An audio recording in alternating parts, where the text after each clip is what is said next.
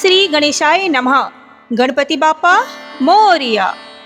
प्यारे भक्तों, आज बुधवार के दिन विघ्नहर्ता मंगलकर्ता भगवान गणेश जी की पूजा अर्चना की जाती है। आज के दिन प्रथम पूजनीय भगवान गणेश जी के मंत्रों का जाप या श्रवण करना बहुत ही फलदायी होता है। प्रिय भक्तजनों, विघ्नहर्ता मंगलकर्ता भगवान गणेश जी जिस व्यक्ति पर अपनी कृपा दृष्टि रखते हैं, उस व्यक्ति का कोई भी बाल भी बांका नहीं कर सकता। प्यारे भक्तजनों, गणेश भगवान ही एक ऐसे देवता हैं जो हमेशा सबसे पहले पूजे जाते हैं। चाहे आप कोई भी कार्य करें, उनके बिना किसी भी कार्य की शुरुआत नहीं हो सकती है। और गजानन महाराज को सबसे अधिक प्रिय है उनके मंत्र। जो व्यक्ति गणेश भगवान के मंत्रों का जाप करता है, वो अपने जीवन में सदा ही खुश रहता है। प्यारे भक्तों, आज हम आपको गणेश भगवान का एक छोटा सा मंत्र सुनाने वाले हैं। इस मंत्र का केवल आपको 108 बार के लिए ही जाप करना है। और यदि आप इस मंत्र का जाप 108 बार के लिए नहीं कर सकते हैं, तो प्रिय भक्तों, इस मंत्र का जाप आप केवल 21 बार करें तो भी आपको इसका पूर्ण फल प्राप्त होगा। यदि आप किसी कारण से इस मंत्र को जाप नहीं कर सकते हैं, तो आप इसे अपने मोबाइल पर भी सुन सकते हैं। आप इसे अपने घर, ऑफिस या दुकान इत्यादि कहीं भी चलाकर सुन सकते हैं। तो चलिए इस प्रभावशाली, इस पावरफुल मंत्र की शुरुआत करते हैं। लेकिन उससे पहले भक्तों, एक छोटा सा निवेदन है कि अगर आपको हमारी वीडियो पसंद आती है तो प्लीज़ दिल से एक लाइक अवश्य कीजिए। और आगे भी ऐसी ही वीडियो देखने के लिए हमारे चैनल सनातन ज्ञान को जरूर सब्सक्राइब कर लें। और कमेंट बॉक्स में ओम गणेशाय लिखना बिल्कुल ना भूलें। तो चलिए प्रिय भक्तों, आज के इस पावरफुल मंत्र की शुरुआत करते हैं। एक बार प्रेम से बोलिए, जय श्री गणेश। एकदंताय विद्महे वक्रतुंडाय धीमहि तन्नो दन्ति प्रचोदयात्। एकदंताय विद्महे वक्रतुंडाय धीमहि तन्नो दन्ति प्रचोदयात्। एकदंताय विद्महे वक्रतुंडाय धीमहि तन्नो दन्ति प्रचोदयात्। एकदंताय विद्महे वक्रतुंडाय धीमहि तन्नो दन्ति प्रचोदयात्। एकदंताय विद्महे वक्रतुंडाय धीमहि तन्नो दन्ति प्रचोदयात्। एकदंताय विद्महे वक्रतुंडाय धीमहि तन्नो दन्ति प्रचोदयात्। एकदंताय विद्महे वक्रतुंडाय धीमहि तन्नो दन्ति प्रचोदयात्।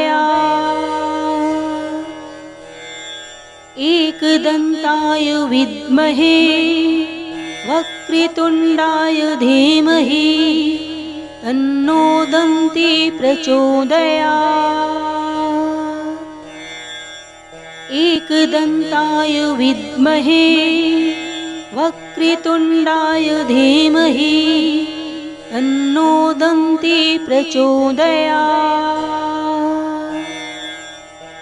एकदंताय विद्महे वक्रतुंडाय धीमहि तन्नो दन्ति प्रचोदयात्। एकदन्ताय विद्महे वक्रतुण्डाय धीमहि तन्नो दन्ती प्रचोदयात्। एकदन्ताय विद्महे वक्रतुण्डाय धीमहि तन्नो दन्ती प्रचोदयात्। एकदन्ताय विद्महे वक्रतुण्डाय धीमहि तन्नो दन्ती प्रचोदयात्। एकदन्ताय विद्महे वक्रतुण्डाय धीमहि तन्नो दन्ती प्रचोदयात्। एकदन्ताय विद्महे वक्रतुण्डाय धीमहि तन्नो दन्ती प्रचोदयात्। एकदन्ताय विद्महे वक्रतुण्डाय धीमहि तन्नो दन्ती प्रचोदयात्। एकदन्ताय विद्महे वक्रतुण्डाय धीमहि तन्नो दन्ती प्रचोदयात्।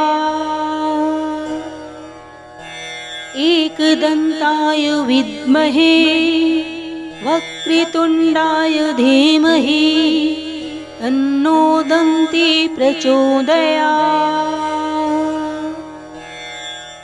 एकदन्ताय विद्महे वक्रतुण्डाय धीमहि तन्नो दन्ती प्रचोदयात्।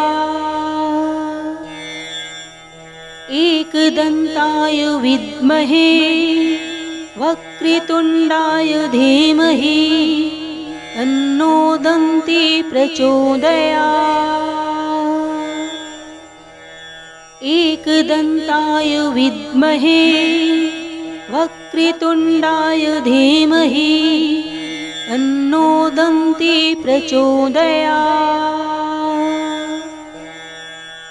एकदन्ताय विद्महे वक्रतुण्डाय धीमहि तन्नो दन्ती प्रचोदयात्। एकदन्ताय विद्महे वक्रतुण्डाय धीमहि तन्नो दन्ती प्रचोदयात्। एकदन्ताय विद्महे वक्रतुण्डाय धीमहि तन्नो दन्ती प्रचोदयात्। एकदन्ताय विद्महे वक्रतुण्डाय धीमहि तन्नो दन्ती प्रचोदयात्। एकदन्ताय विद्महे वक्रतुण्डाय धीमहि तन्नो दन्ती प्रचोदयात्। एकदन्ताय विद्महे वक्रतुण्डाय धीमहि तन्नो दन्ती प्रचोदयात्। एकदन्ताय विद्महे वक्रतुण्डाय धीमहि तन्नो दन्ती प्रचोदयात्। एकदन्ताय विद्महे वक्रतुण्डाय धीमहि तन्नो दन्ती प्रचोदयात्। एकदन्ताय विद्महे वक्रतुण्डाय धीमहि तन्नो दन्ती प्रचोदयात्। एकदन्ताय विद्महे वक्रतुण्डाय धीमहि तन्नो दन्ती प्रचोदयात्। एकदन्ताय विद्महे वक्रतुण्डाय धीमहि तन्नो दन्ती प्रचोदयात्। एकदन्ताय विद्महे वक्रतुण्डाय धीमहि तन्नो दन्ती प्रचोदयात्।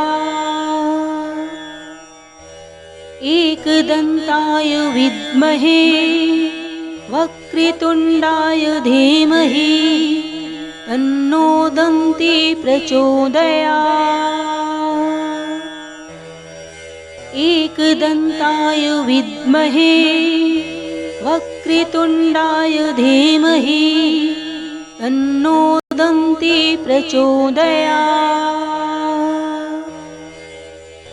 एकदन्ताय विद्महे वक्रतुण्डाय धीमहि तन्नो दन्ती प्रचोदयात्। एकदन्ताय विद्महे वक्रतुण्डाय धीमहि तन्नो दन्ती प्रचोदयात्। एकदन्ताय विद्महे वक्रतुण्डाय धीमहि तन्नो दन्ती प्रचोदयात्। एकदन्ताय विद्महे वक्रतुण्डाय धीमहि तन्नो दन्ती प्रचोदयात्। एकदन्ताय विद्महे वक्रतुण्डाय धीमहि तन्नो दन्ती प्रचोदयात्। एकदन्ताय विद्महे वक्रतुण्डाय धीमहि तन्नो दन्ती प्रचोदयात्। एकदन्ताय विद्महे वक्रतुण्डाय धीमहि तन्नो दन्ती प्रचोदयात्। एकदन्ताय विद्महे वक्रतुण्डाय धीमहि तन्नो दन्ती प्रचोदयात्। एकदन्ताय विद्महे वक्रतुण्डाय धीमहि तन्नो दन्ती प्रचोदयात्। एकदन्ताय विद्महे वक्रतुण्डाय धीमहि तन्नो दन्ती प्रचोदयात्। एकदन्ताय विद्महे वक्रतुण्डाय धीमहि तन्नो दन्ती प्रचोदयात्। एकदन्ताय विद्महे वक्रतुण्डाय धीमहि तन्नो दन्ती प्रचोदयात्। एकदन्ताय विद्महे वक्रतुण्डाय धीमहि तन्नो दन्ती प्रचोदयात्। एकदन्ताय विद्महे वक्रतुण्डाय धीमहि तन्नो दन्ती प्रचोदयात्। एकदन्ताय विद्महे वक्रतुण्डाय धीमहि तन्नो दन्ती प्रचोदयात्। एकदन्ताय विद्महे वक्रतुण्डाय धीमहि तन्नो दन्ती प्रचोदयात्। एकदन्ताय विद्महे वक्रतुण्डाय धीमहि तन्नो दन्ती प्रचोदयात्।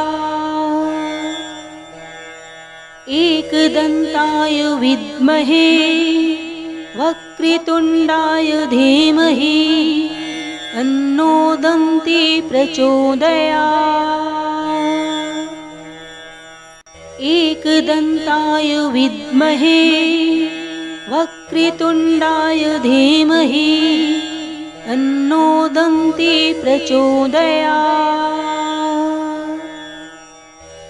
एकदन्ताय विद्महे वक्रतुण्डाय धीमहि तन्नो दन्ती प्रचोदयात्। एकदन्ताय विद्महे वक्रतुण्डाय धीमहि तन्नो दन्ती प्रचोदयात्। एकदन्ताय विद्महे वक्रतुण्डाय धीमहि तन्नो दन्ती प्रचोदयात्। एकदन्ताय विद्महे वक्रतुण्डाय धीमहि तन्नो दन्ती प्रचोदयात्। एकदन्ताय विद्महे वक्रतुण्डाय धीमहि तन्नो दन्ती प्रचोदयात्। एकदन्ताय विद्महे वक्रतुण्डाय धीमहि तन्नो दन्ती प्रचोदयात्। एकदन्ताय विद्महे वक्रतुण्डाय धीमहि तन्नो दन्ती प्रचोदयात्।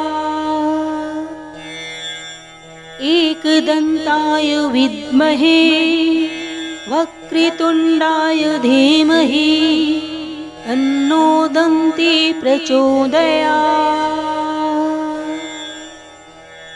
एकदन्ताय विद्महे वक्रतुण्डाय धीमहि तन्नो दन्ती प्रचोदयात्। एकदन्ताय विद्महे वक्रतुण्डाय धीमहि तन्नो दन्ती प्रचोदयात्। एकदन्ताय विद्महे वक्रतुण्डाय धीमहि तन्नो दन्ती प्रचोदयात्।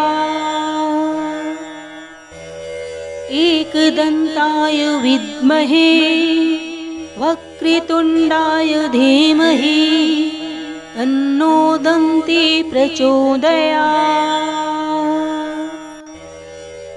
एकदन्ताय विद्महे वक्रतुण्डाय धीमहि तन्नो दन्ती प्रचोदयात्। एकदन्ताय विद्महे वक्रतुण्डाय धीमहि तन्नो दन्ती प्रचोदयात्। एकदन्ताय विद्महे वक्रतुण्डाय धीमहि तन्नो दन्ती प्रचोदयात्। एकदन्ताय विद्महे वक्रतुण्डाय धीमहि तन्नो दन्ती प्रचोदयात्। एकदन्ताय विद्महे वक्रतुण्डाय धीमहि तन्नो दन्ती प्रचोदयात्। एकदन्ताय विद्महे वक्रतुण्डाय धीमहि तन्नो दन्ती प्रचोदयात्। एकदन्ताय विद्महे वक्रतुण्डाय धीमहि तन्नो दन्ती प्रचोदयात्। एकदन्ताय विद्महे वक्रतुण्डाय धीमहि तन्नो दन्ती प्रचोदयात्। एकदन्ताय विद्महे वक्रतुण्डाय धीमहि तन्नो दन्ती प्रचोदयात्। एकदन्ताय विद्महे वक्रतुण्डाय धीमहि तन्नो दन्ती प्रचोदयात्। एकदन्ताय विद्महे वक्रतुण्डाय धीमहि तन्नो दन्ती प्रचोदयात्। एकदन्ताय विद्महे वक्रतुण्डाय धीमहि तन्नो दन्ती प्रचोदयात्। एकदन्ताय विद्महे वक्रतुण्डाय धीमहि तन्नो दन्ती प्रचोदयात्। एकदन्ताय विद्महे वक्रतुण्डाय धीमहि तन्नो दन्ती प्रचोदयात्। एकदन्ताय विद्महे वक्रतुण्डाय धीमहि तन्नो दन्ती प्रचोदयात्। एकदन्ताय विद्महे वक्रतुण्डाय धीमहि तन्नो दन्ती प्रचोदयात्। एकदन्ताय विद्महे वक्रतुण्डाय धीमहि तन्नो दन्ती प्रचोदयात्। एकदन्ताय विद्महे वक्रतुण्डाय धीमहि तन्नो दन्ती प्रचोदयात्। एकदन्ताय विद्महे वक्रतुण्डाय धीमहि तन्नो दन्ती प्रचोदयात्। एकदन्ताय विद्महे वक्रतुण्डाय धीमहि तन्नो दन्ती प्रचोदयात्। एकदन्ताय विद्महे वक्रतुण्डाय धीमहि तन्नो दन्ती प्रचोदयात्। एकदन्ताय विद्महे वक्रतुण्डाय धीमहि तन्नो दन्ती प्रचोदयात्।